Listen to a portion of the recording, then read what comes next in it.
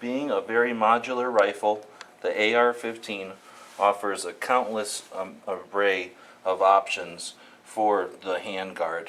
In other words, the parts that shroud the barrel to give your hand a place to hold on to without getting burnt, but also a place to mount lights, bipods, forward grips, and any other accessories that you might need for the intended use of your rifle.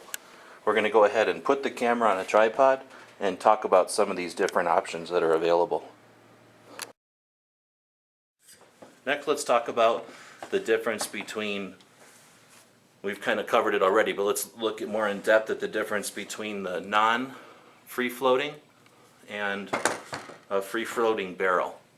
So we've got two different lengths here, but let's ignore the length of these barrels. Let's take a look at how they're set up. This one has its delta ring, its barrel nut, and its front sight post with this handguard ring, or whatever it's actually called, right at the rear of it. And that's designed, as we saw with this one, to allow the handguard to kind of insert in the front there into the containment, and then with friction of the springs in the delta ring there, snap into place.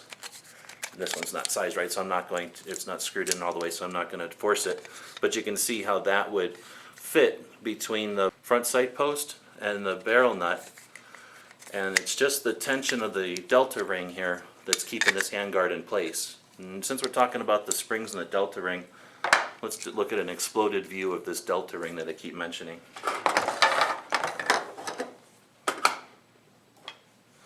The delta ring assembly is basically the barrel nut, which is this piece that looks like a gear, the springy delta ring, which the kind of the shape so that you can pull on it, and then some springs and a containment ring. Let's break that open, and you can see that there's the containment ring, the springs, which is a unit, and then the delta ring. Now this would fit over the barrel as you assemble it like this, and then that barrel nut kind of keeps it together. This is going to screw in to the top of the, or this is going to fit into the top of the upper receiver, and then screw the barrel down and create the headspace on the rifle. So without getting into too much detail there, that's one option if you're not going to use a free floating. However, if you're going to go with this style, which is called a free float, what you mean is that the handguard is going to be attached to the upper receiver and not touch the barrel at all. So in other words, there's no attachment all the way down until you get to here, which is right up close to the upper receiver on this one. And that's called a free floating barrel. If we look down on every side of this barrel, even on top of the gas block and around the edges there, you'll see that in no place does this barrel touch the handguard. And why is that important? Let's say we had a bipod or a forward grip attached to this handguard, and we were attempting to shoot accurately at long distance. If we were to have the handguard attached to the barrel and we push down, we've now created some amount of bend in that barrel. And it's not critical, but it can be once a barrel is hot, or if you're using a very low profile or skinny barrel. So the idea is that if you can take the pressures that are going onto your handguard and bring them back into your upper receiver, that goes directly into your lower receiver and your stock, so that those forces are pushing into you, the shooter, and not your barrel. So again, the free floating barrel is designed for accuracy and works well with these handguards, because you're going to end up putting a lot of torque typically on a handguard. If you're shooting on cover, you can use your handguard a little more liberally than you would if it was an attached system. So this one, which just has your standard handguard, if we were to set this down on a sandbag, even though, well, with a short barrel it's almost negligible, but if we were to put down, so on something like your original AR-15s, which did not have a free floating barrel. Again, they have the delta ring back here, and you can see this is an older one where there's no contour in the shape of the delta ring. and it was a little bit tougher to pull these back. Well, now this handguard is attached back here to the delta ring, or to the barrel nut, and then up front it's attached to that front sight post. And because this is a full-length 20-inch barrel, this is a better example of if we were to put this down onto a sandbag and then start shooting with this skinny, pencil barrel, eventually that's going to heat up, and we have the potential for this barrel to start to bow a little bit. So we can eliminate that by going to this free-floated barrel, because it's connected back here at the receiver, and if we put that sandbag underneath the handguard, that barrel is free to just do its job, which is to shoot accurately. And although this one's a little bit different setup, I can't it's too long to show you here with the camera. Again, there's nothing that's connecting that barrel to that handguard.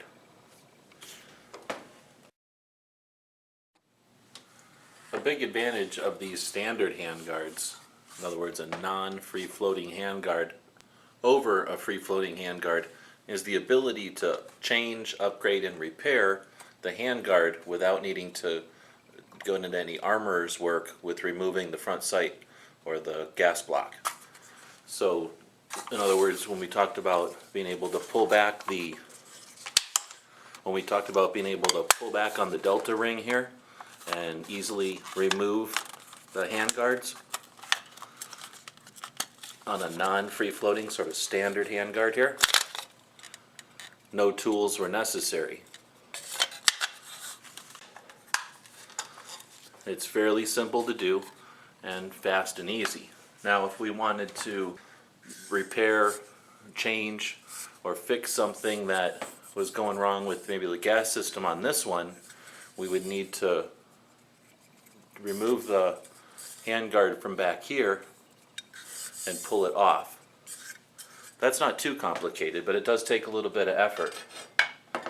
Now if, for example, on this one we needed to change, modify, or repair something, we would have to pull the pins, remove the front sight and gas block, but we'd also have to remove the muzzle brake, and that can become an issue on, for example, a 14.5-inch rifle that has a permanently affixed muzzle device to keep it at the legal 16 inches.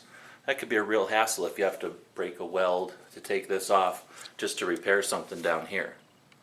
So that's something to keep in mind when you're making the decision between free floating or standard handguards. We'd like to thank you for watching. We had a lot of fun putting together this guide. It took quite a while to set everything up, a few hours to film. We ended up with well over an hour worth of raw video. We edited all that down to about a 45-minute final product.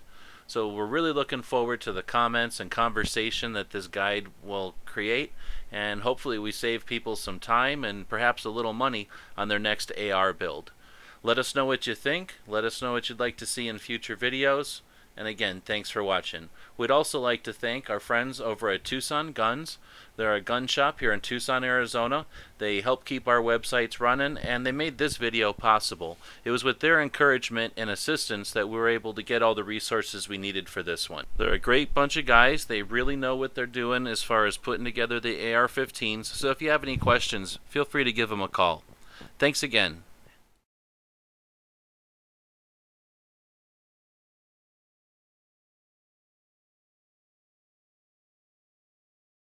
The guys and gals of GunWebsites.com encourage you to take a CCW class every year, practice at least once a month, and carry every day. Thanks for watching GunWebsites.com.